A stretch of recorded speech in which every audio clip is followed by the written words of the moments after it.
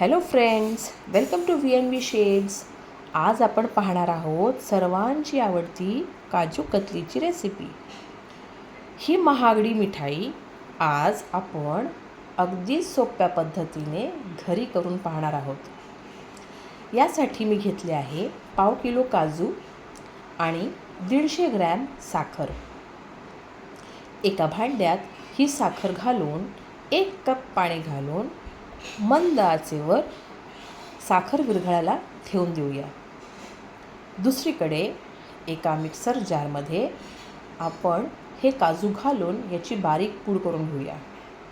आता पूड करताना एक गोष्ट लक्षात ठेवायची आहे, आपल्याला मिक्सर सतत न चालवता थोड्या थोड्या वेळाने चालवायचे आहे, जेणेकरून काजू घट्ट बसणार नाही.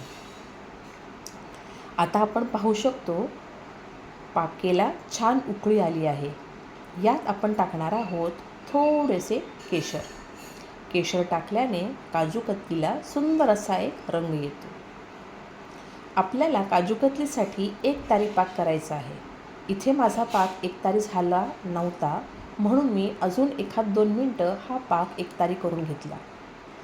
त्यानंतर त्यात घातली ही काजूची पूड. काजूची पूड घातल्यानंतर हे मिश्रण व्यवस्थित मिक्स करून घेतले. गॅस आपल्याला मंदच ठेवायचा आहे आणि हे मिक्सचर छानपैकी ढवळून घ्यायचे आहे. हळूहळू हे मिक्सचर घट्ट होऊ लागेल. आता ह्यात टाकूया अर्धा चमचा तूप. तूप छान वितळेपर्यंत हे मिश्रण व्यवस्थित आपण मंद आचेवर भाजणार आहोत. थोड्या वेळानंतर हे मिश्रण भांड्याच्या कडा सोडू लागेल, तेव्हा आपण त्याला काढणार आहोत एका पेपरवर, किंवा तुम्ही एका ताटाला तूप लावून हे मिश्रण त्यावरही काढू शकता. आता मी इथे स्केल वापरले आहे, कारण मला व्यवस्थित असे डायमंड शेप या काजू कतलीला द्यायचे होते.